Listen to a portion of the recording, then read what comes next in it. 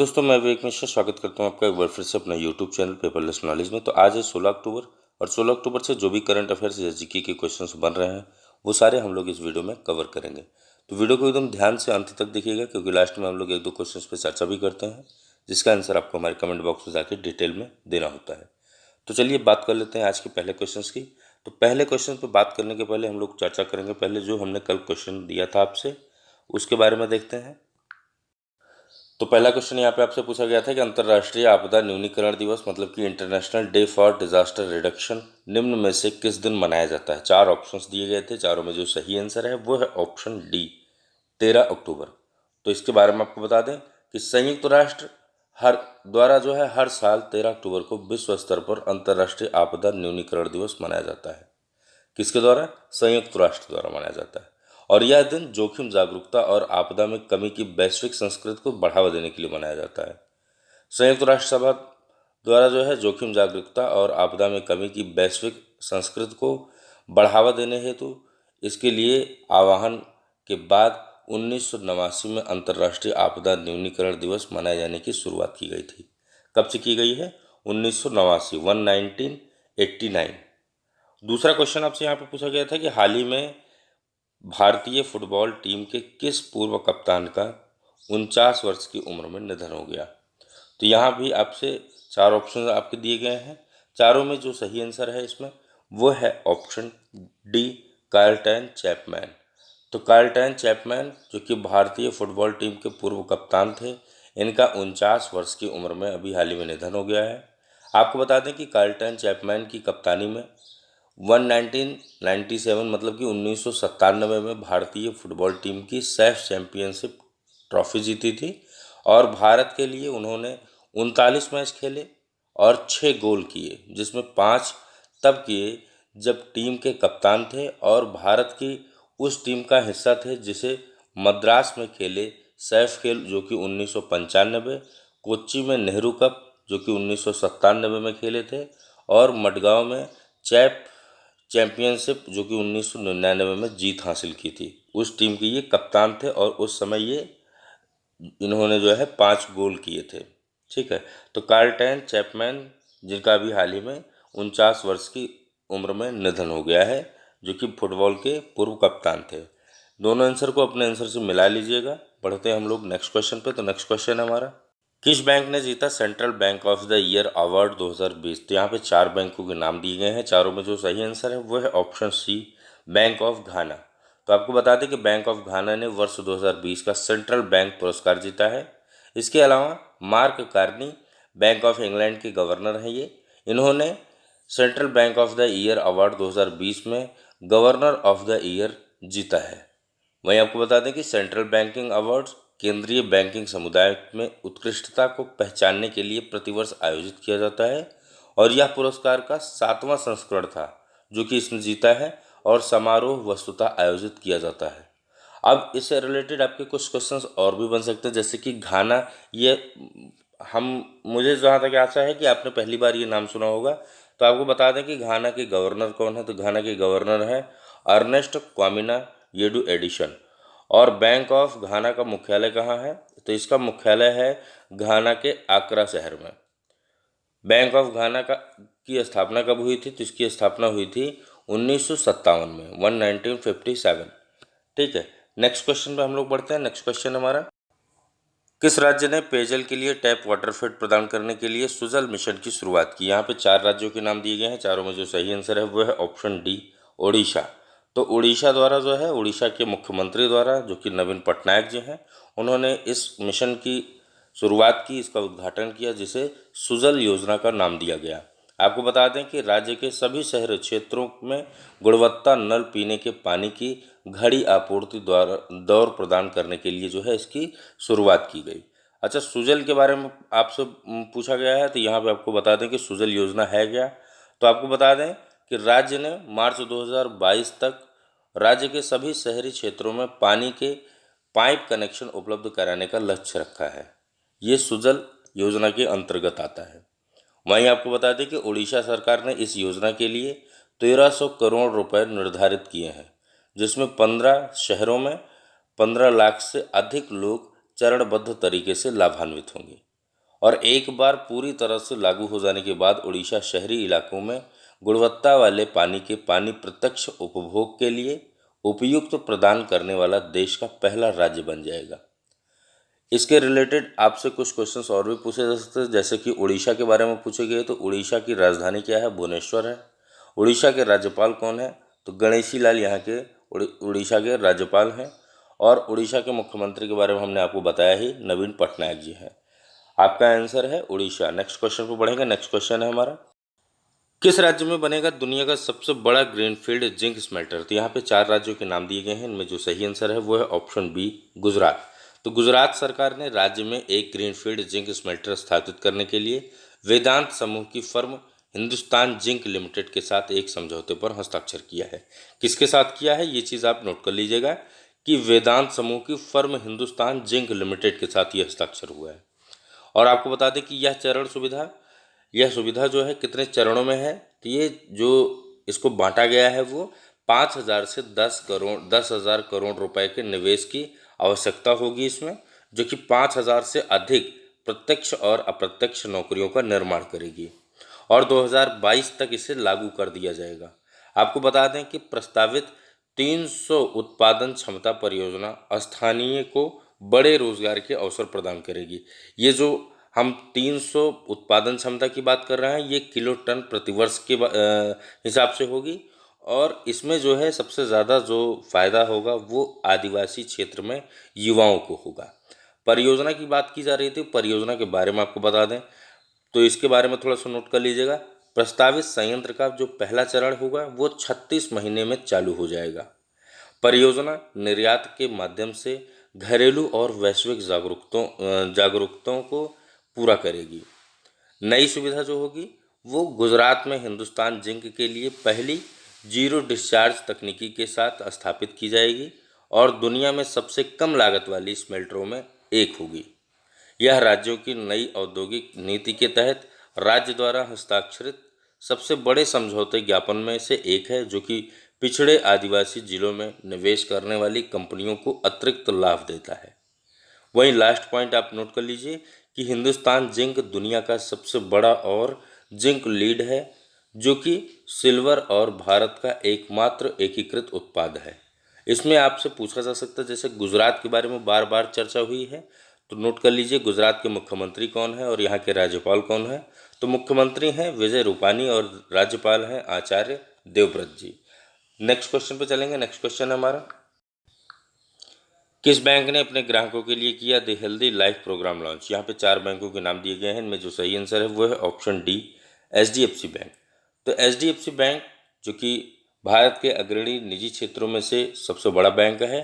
तो आपको बता दें HDFC बैंक और अपोलो हॉस्पिटल ने हेल्दी लाइफ प्रोग्राम शुरू करने के लिए एक समग्र स्वास्थ्य समाधान का सहयोग किया है।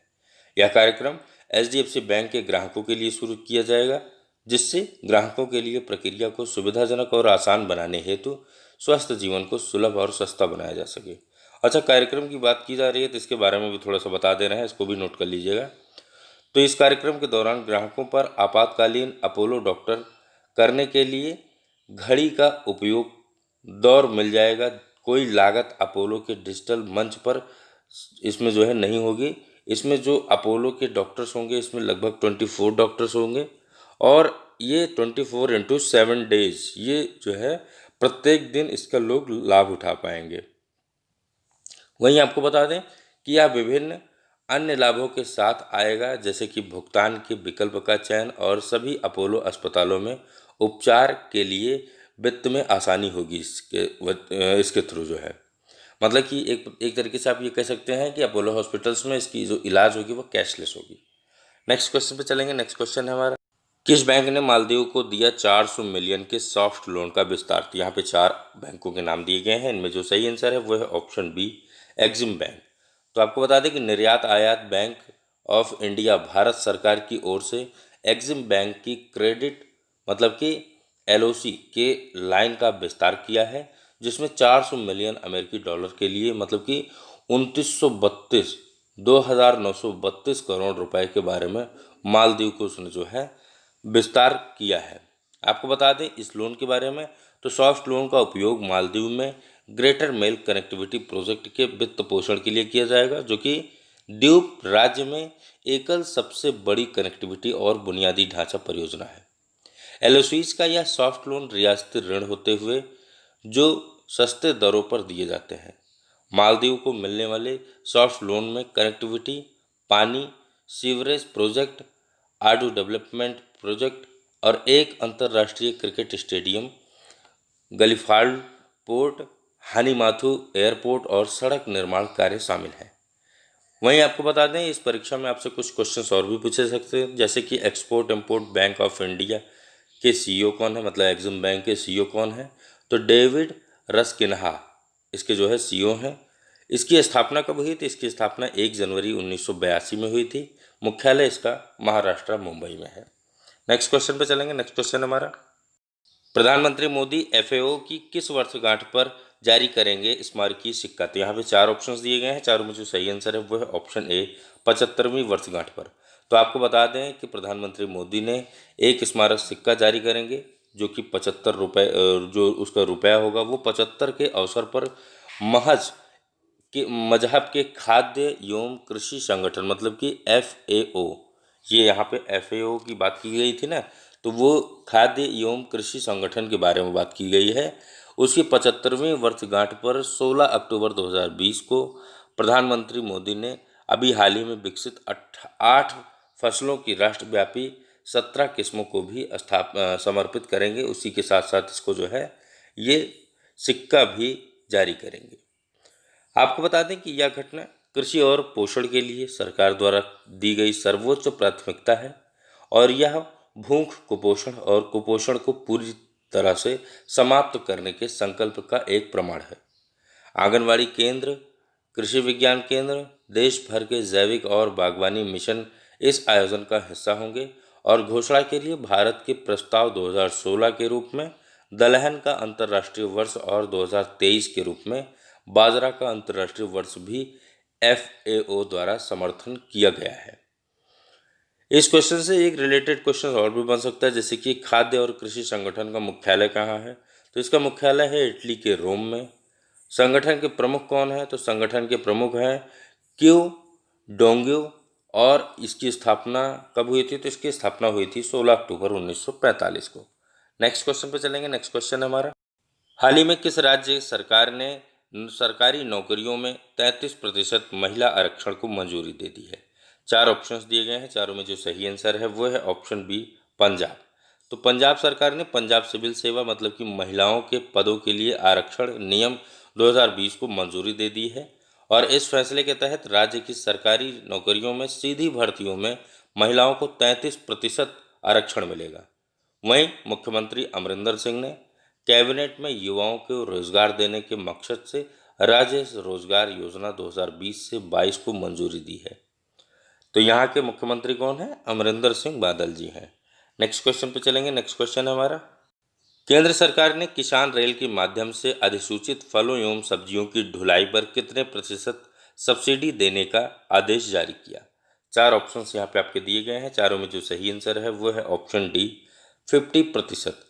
तो आपको बता दें कि केंद्र सरकार ने किसान रेल के माध्यम से अधिसूचित फलों एवं सब्जियों की ढुलाई पर 50%, मतलब 50% सब्सिडी देने का आदेश जारी किया है और यह subsidy operation green top to total योजना के तहत दी जाएगी। केंद्र सरकार के आत्मनिर्भर भारत अभियान के तहत खाद्य प्रसंस्करण उद्योग मंत्रालय ने पायलट आधार पर 6 महीने के लिए ऑपरेशन ग्रीन योजना का विस्तार कर टमाटर, प्याज और आलू से लेकर सभी फल एवं सब्जियों, मतलब कि टोटल को इसके दायरे के में लाने की घोषणा की थी। तो यहाँ पे 50% की सब्सिडी दी जा रही है। नेक्स्ट क्वेश्चन पे चलेंगे। नेक्स्ट क्वेश्चन हमारा, हाल ही में किस देश ने क्वाड समूह के विस्तार के लिए समान विचारधारा वाले देशों का आह्वान किया है? 4 ऑप्शंस दिए गए हैं, 4 देशों के नाम दिए गए हैं, इनमें जो सही आंसर है वो है ऑप्शन ए, अमेरिका। तो अमेरिका के उप विदेश मंत्री स्टीफन विगन ने कहा कि भारत, ऑस्ट्रेलिया, जापान और अमेरिका का समूह स्वतंत्र और खुले हिंद प्रशांत क्षेत्र का समर्थन करने के लिए अन्य देशों की खातिर खोला जा सकता है। उल्लेखनीय है कि इन चारों देशों के समूह को क्वाड नाम दिया गया है। क्या नाम दिया गया है? क्वाड। और आपको बता दें कि चीन के बढ़ते क्षेत्रीय प्रभाव को रोकने के लिए अमेरिका क्वाड देशों के बीच सहयोग बढ़ाने पर जोर देता रहा है। यहाँ पे सही आंसर है option A, America. Next question पे चलेंगे। नेक्स्ट क्वेश्चन हमारा, किस देश ने 2 कोरोना वायरस वैक्सीन एपिबा कोरोना को मंजूरी दी? 4 ऑप्शन हैं यहाँ पे, चारों में जो सही आंसर है वो है ऑप्शन बी, रूस। तो रूस ने प्रारंभिक चरण में अध्ययन के बाद एक दूसरे कोविड-19 वैक्सीन को, जिसका नाम एपिबा कोरोना नाम से विनियामक मंजूरी दी है। आपको बता दें कि नया कोरोना वायरस वैक्सीन रूस के पहले वैक्सीन स्पुतनिक वी के नाम से समान कदम के 2 महीने बाद आता है, जिसने देश और विदेश में वैज्ञानिकों से व्यापक आलोचना की। वहीं आपको बता दें कि रूस अगस्त में एक कोविड-19 वैक्सीन को नियामक स्वीकृति देने वाला पहला देश बन गया, जब स्पुतनिक वी आधिकारिक तौर पर बड़े पैमाने पर नैदानिक परीक्षण से पहले पंजीकृत था। रूसी राष्ट्रपति व्लादिमीर पुतिन ने घोषणा की कि देश ने दूसरा कोविड-19 वैक्सीन पंजीकृत किया है। तो रूस के राष्ट्रपति कौन है? व्लादिमीर पुतिन है। और रूस पहला ऐसा देश है जो कि कोविड-19 की वैक्सीन बनाने वाला ये पहला ऐसा देश है। तो यहाँ पे सही आंसर है ऑप्शन बी, रूस। नेक्स्ट क्वेश्चन पे चलेंगे। नेक्स्ट क्वेश्चन में बात करेंगे आज के क्वेश्चंस की। तो चलते हैं नेक्स्ट क्वेश्चन पर। तो यहाँ पे आज का आपका पहला क्वेश्चन पूछा जा रहा है कि विश्व छात्र दिवस निम्न में से किस दिन मनाया जाता है? दोस्तों, आपको पता होगा विश्व छात्र दिवस क्यों मनाया जाता है, किस दिन मनाया जाता है। तो इसका आंसर डिटेल में आप हमें दीजिए, हमारे कमेंट बॉक्स में जाइए और आपका एक आंसर इसमें से सही होगा, आप अपना आंसर वहाँ पे डिटेल में टाइप करिए। दूसरा क्वेश्चन यहाँ पे आपसे पूछा गया है कि विश्व मानक दिवस निम्न में से किस दिन मनाया जाता है? मानक दिवस मतलब वर्ल्ड स्टैंडर्ड्स डे। तो यहाँ भी आपका 4 ऑप्शंस दिया गया है, चारों में एक आंसर सही होगा, जिसे आपको हमारे कमेंट बॉक्स में जाना है और अपना आंसर डिटेल में टाइप करना है। तो दोस्तों, आज की वीडियो में इतना ही। वीडियो अच्छी लगी हो तो इसे लाइक और शेयर करना ना भूलें, अपने दोस्तों के साथ साझा करें। तो आज वीडियो में इतना ही, फिर मिलेंगे किसी अन्य वीडियो में। तब तक के लिए इजाज़त दीजिए। धन्यवाद। जय हिंद।